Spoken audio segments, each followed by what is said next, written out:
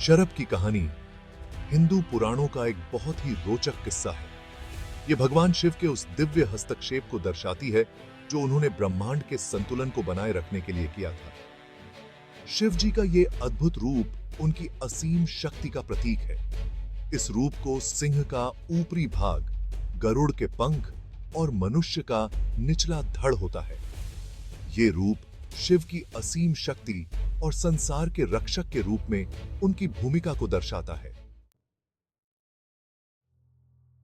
शरभ की कहानी की शुरुआत होती है एक और शक्तिशाली अवतार से, भगवान विष्णु के नरसिंह अवतार से। यह भयानक रूप आधा सिंह और आधा मनुष्य विष्णु जी ने अपने भक्त प्रहलाद को अत्याचारी राजा हिरण्यकश्यप से बचाने के लिए धारण किया था।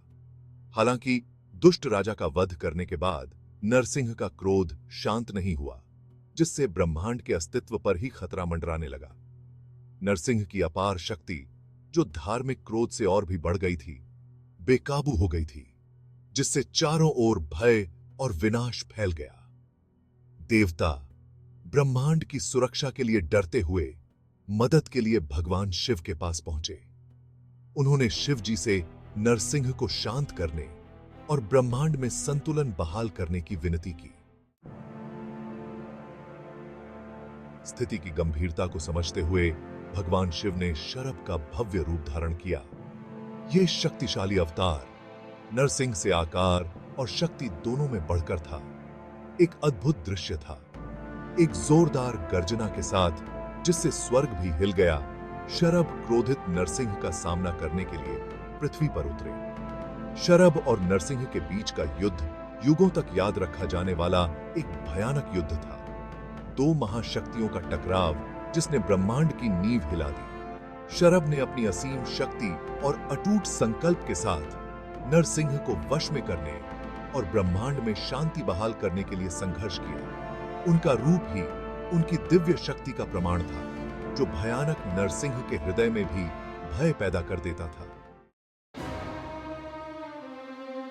खंड 4। शक्तिशाली शरभ का वर्णन। असीम शक्ति का स्वामी। कल्पना कीजिए शरभ के उस अद्भुत रूप की। उनका सिंह जैसा सिर, नुकीले दांत और घने बाल अपार शक्ति का आभास कराते थे। उनके गरुड़ जैसे विशाल और शक्तिशाली पंख एक ही बार फड़फड़ाने से तूफान ला सकते थे। उनके नुकीले पंजे किसी भी चीज को फाड़ सकते थे और कहा जाता है कि उनकी दहाड़ गरज से भी तेज थी। लेकिन शरभ की शक्ति केवल उनके भौतिक रूप तक ही सीमित नहीं थी। उनके पास असीम योग शक्ति और दिव्य ज्ञान था, जो उन्हें सबसे शक्तिशाली प्राणियों के लिए भी एक दुर्जय दुश्मन बनाता था। उनका हर कदम सोचा समझा हुआ होता था। हर कार्य ब्रह्मांड में संतुलन बहाल करने के उनके दिव्य उद्देश्य से प्रेरित होता था। खंड 5। नरसिंह का वशीकरण। ब्रह्मांडीय सामंजस्य की स्थापना। युद्ध भयानक था, लेकिन शरभ अपने दिव्य कर्तव्य से प्रेरित होकर अंततः नरसिंह पर भारी पड़े। उन्होंने क्रोधित अवतार को आक्रामकता से नहीं, बल्कि एक कोमल स्पर्श से वश में किया, जिसने नरसिंह के क्रोध को शांत कर दिया। शरभ का स्पर्श शिव की शांत ऊर्जा से ओतप्रोत नरसिंह के क्रोध को शांत करता है, जिससे विष्णु अवतार अपने होश में वापस आ जाते हैं। नरसिंह के शांत होने के साथ ही ब्रह्मांड में संतुलन बहाल हो गया। देवताओं ने खुश होकर शरभ पर अपना आशीर्वाद बरसाया और उनके दिव्य हस्तक्षेप की प्रशंसा की।